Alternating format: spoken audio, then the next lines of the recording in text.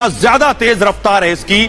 19 मार्च को यूक्रेन में हमला हुआ और हथियार डिपो को तबाह कर दिया था इस मिसाइल ने। अब बात कैलिबर क्रूज की करते हैं। पुतिन का अगला हथियार रूस की 3M54 कैलिबर मिसाइल का इस्तेमाल ज्यादातर रूस की नेवी करती है। यूक्रेन में इस मिसाइल का इस्तेमाल से पहले आपको बताऊं, सीरिया में इस्लामिक स्टेट के ठिकानों पर भी रूस की तरफ से इन्हीं मिसाइलों को दागा गया था और सबसोनिक मिसाइल इसे माना जाता है। 1500 किलोमीटर तक यह मार करती है।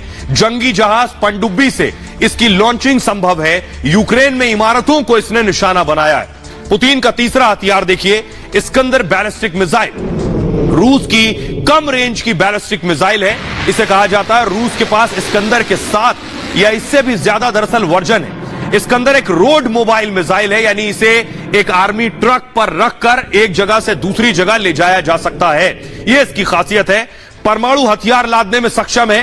500 किलोमीटर तक मार कर सकती है। बड़ी इमारतों को तबाह कर सकती है और बेलारूस के इलाके से दागी गई ये मिसाइल यूक्रेन की कई इमारतों को ढेर कर चुकी है। पुतिन का आखिरी बड़ा हथियार थर्मोबैरिक वेपन। यूक्रेन ने दावा किया है कि रूस की थर्मोबैरिक वेपन का इस्तेमाल यूक्रेन में किया है। इसकी यह खूबी इसे सामान्य विस्फोटकों से कहीं ज्यादा खतरनाक बनाती है। खूबी यह है कि यह एरोसोल बम होता है, आसपास की ऑक्सीजन खींच लेता है, पीड़ित का शरीर भाप बन जाता है। यह इसकी खासियतों में शुमार है। लेकिन इतनी बमबारी के बाद अब एक दावा यह किया जा रहा है कि 3 दिन, सिर्फ 3 दिन के हथियार बचे। बड़ी खबर इस बीच बता दें, यह दावा कर रहा है यूक्रेन के पास सिर्फ और सिर्फ 3 दिन के हथियार बचे हैं। यूक्रेन में बढ़ी रूसी सेना की टेंशन इस वक्त जो बात कह रहे हैं, यूक्रेन रूस के पास पहले 10 दिन के हथियार थे, अब सिर्फ 3 दिन के हथियार बचे, यानी पुतिन 3 दिन ही जंग लड़ने की स्थिति में है।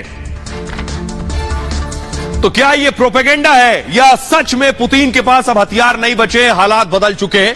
देखिए बात मैं क्यों कह रहा हूं। दरअसल 27 दिनों से यूक्रेन रूस का युद्ध जारी है। पिछले 27 दिनों से चल रहा है। रूसी सेना का संपर्क रूस से टूट गया है और रूसी सेना को जो सप्लाई पहुंच रही थी वो सप्लाई चेन टूट गई है। यह एक वजह है। रूसी सेना पर यूक्रेन की सेना ने लगातार दबाव बढ़ाया है। रूस के पास 3 दिनों का गोला बारूद बाकी है। यह दावा किया है यूक्रेन ने, रूसी सेना के पास खत्म हो रहा है खाना जो वो लेकर चले थे। ब्रिटिश खुफिया एजेंसी भी यह दावा कर चुकी है कि हालात बिगड़ रहे हैं। ब्रिटिश खुफिया एजेंसी का कहना था कि 15 मार्च को खुफिया एजेंसी ने दावा किया था कि रूस के पास 10 से 14 दिन का गोला बारूद बचा हुआ है और राजधानी कीव अब भी रूस की पहुंच से दूर है। यह बात क्यों कह रहे हैं, जरा सोचिए। रूस की सेना 27 दिन पहले यूक्रेन में घुसी। 27 दिन से कैसे उन्हें खाना मिल रहा है, कैसे उन्हें हथियार मिल रहा है, कैसे वो मूव कर पा रहे हैं? क्या यह संभव है 27 दिन तक, अगर पीछे से सप्लाई चेन टूट गई है? ये देखिए जरा तस्वीरें। ये जो आप ट्रक देख रहे हैं, एम्बियंस के साथ सुनाइए, जो ट्रक आप देख रहे हैं, ये ट्रक सप्लाई लेकर जा रहा था रूसी सेना के लिए, जिसे ध्वस्त कर दिया गया। अगली तस्वीर दिखाइए, अगली तस्वीर दिखाइए, दूसरी तस्वीर।